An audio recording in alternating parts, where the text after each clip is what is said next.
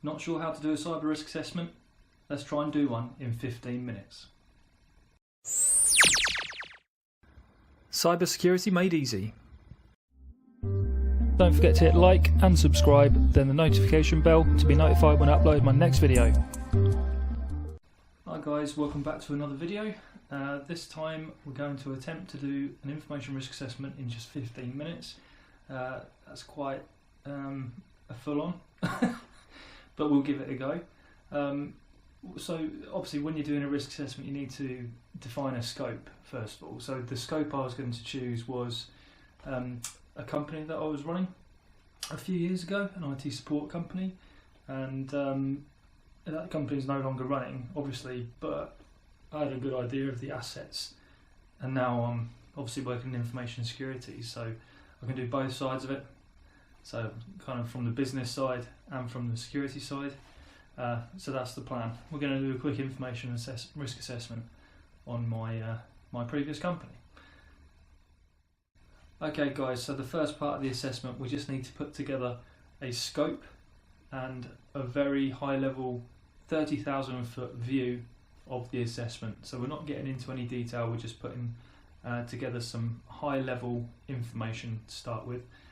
So with this example, the high level information would just simply state that we're doing a risk assessment of a company that provides services to customers, IT services, and we're going to be looking at the way in which customers make their initial inquiries. So we want to look around any assets involved in that process. The assets involved in the initial inquiry process would include a website, a database, my telephone to take the calls from the customers, and obviously me. The next step is to understand what information is involved. So for instance, on the website there is business information, business name, phone number, opening hours, etc. There's also customer information which is being collected. So we've got business information and customer information. With the database as well, customer information is also stored in the database. For the phone component, it's more around the voicemail, so there's customer information being collected there also. As for myself, that's not really included in the assessment at this stage. So next we need to understand why we're protecting the information. The information types, business information and customer information, what would be the impact if they were compromised in some way. You typically look at making sure that the right information is available to the right people at the right time. This covers the confidentiality, integrity and availability. So now we need to determine the impact scores for the information types. So we have the customer information and the business information. I'm going to use an impact table to help me do this. So we've got a low, medium and high category. So in terms of customer information, if that was not available when I needed it to be, then what would be the impact to the business? If the customer information wasn't trustworthy, so it was scrambled in some way, what would the impact be? And if the customer information was made available to the wrong people, i.e. if it was made public, what would the impact be? So we're going to look at these three different elements to ensure that the right information is made available to the right people at the right time. So the next step is good practice, and that is to just identify if there are any other assets which need to be considered. And to do this we would typically look at the data lifecycle.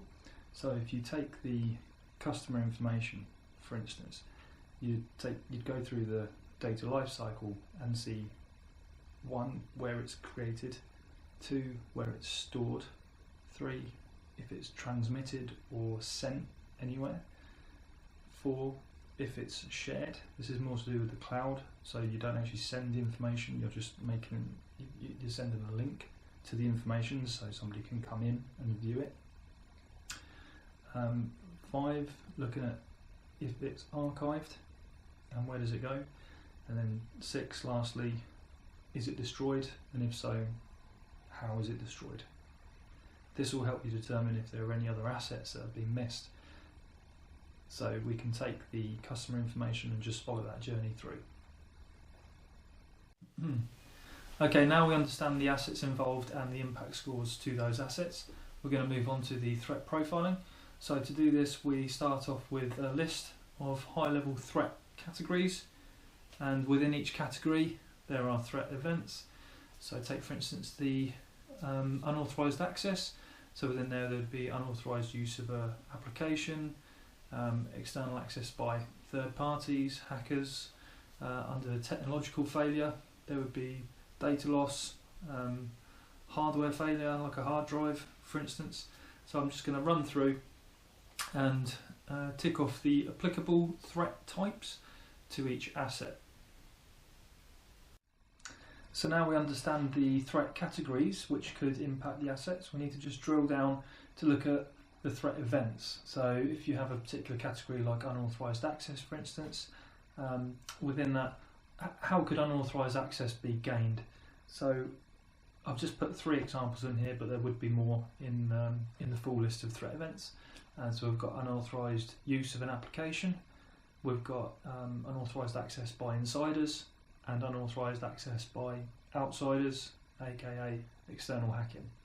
What we want to look at is the likelihood of this threat event occurring. Has it happened before? Is it likely to happen in the near future? Or is it very unlikely to happen? This is just on a scale of 3, but you could increase this scale to 5 potentially. To take it a step further, you could also look at threat actors. So who or what is actually going to trigger that threat event? So who could be trying to gain access externally? Who could be trying to gain access internally? Is it an internal standard member of staff or an internal privileged member of staff? Is it an external supplier? Is it a customer? So you could also take it to another level of detail where you're not looking at just the threat category and the threat event, and you're also looking at who is the person that's most likely to be initiating that. But I think for the purposes of this assessment, I think it's fine just to do the threat events. So the next phase then, because we understand, what have we got? We understand our assets and we understand the information on them or passing through them. We understand the impact to the business, so you can work out the value of those assets. Now we've looked at the threats to those the different types of assets, and then how those threats could actually be initiated. So what is the threat event? And so we've got a good understanding, I would say, of the current situation. So the next thing that we need to look at is the thing that everybody always talks about with security, and that's the controls. It's the safeguards, the measures to prevent these threats from occurring. The real skill is identifying the best controls, the most suitable controls, the most relevant controls for your particular environment. It won't necessarily be the same for every company. It depends what the assets are, what the different threats are, and what the different threat events are. Yeah, and then also then what you'd need to do is then you would select the controls to mitigate those threats. These controls obviously can cost money, so unless you've got an unlimited budget, you need to choose wisely. And what you really want to do is you want to choose the controls that mitigate the threats that could have the biggest impact, the most likely threats, the quick wins, if you like. You can also look at controls that could mitigate multiple threats at the same time. They're quite efficient, and with the aim of just reducing the overall risk in the environment, because you've got a good understanding of what the assets are and how they may be compromised, you know what the threats are. So then you can select the controls to bring the risk down to an acceptable level to management. It's also good bargaining power as well if you need more budget, if you need more money, if you could put together a risk assessment. Because what I find with risk is that you're now talking the business's language.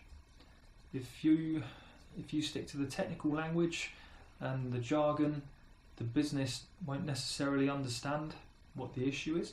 But if you can communicate through risk, which is something that the business is most likely using anyway, for financial risks, for operational risks, for reputational risks, if you just put into the mix cyber risk or information security risk, it should go in front of the right people to make a decision. Anyway, enough about that. So controls. The controls can be found in multiple frameworks. So there's something called ISO 27001, which is just a global standard for an information security management system. There's a few requirements that you have to do as part of ISO 27001. One of those things is a risk assessment, and then what they also supply as well on the side is Annex A. It's basically a list of controls that you can choose from to mitigate your risks, and they've also got an accompanying standard 27002, which goes into the nitty-gritty, a lot more detail about how each of these controls could be applied. But anyway, it's essentially a list of controls. There's also other standards. So if you're in America, NIST, National Institutes of Standard and Technology, NIST have a couple of frameworks as well. They've got a fairly lightweight framework, and then they've got a much more substantial framework with about 400 controls in the list. But essentially, it's a list, and you can choose the controls which are applicable to the threats in your environment. So let's have a look. Okay, so based on what we understand from the assessment so far, we have a clear risk, and that is that it's extremely likely that an outsider could gain unauthorized access. This would impact the customer information, which is the most valuable, and that is on the website and in the database. So those are the two assets that have that threat applicable. So what we need to do is just have a look at what controls we may already have in place or what we need to put in place. So the controls I'm going to recommend to prevent unauthorized access, I'm going to recommend that we look at the admin console, particularly around the website. I'd say there was more chance of unauthorized access to a website, as it's generally accessible from the internet. So for the controls around the website, what I'd recommend is that we put in two-factor authentication. So if your password is compromised, there's a secondary layer of authentication, and that is either a text or an email with a number. And also to ensure that logging is enabled. So if somebody logs into the admin account, a designated email address is alerted.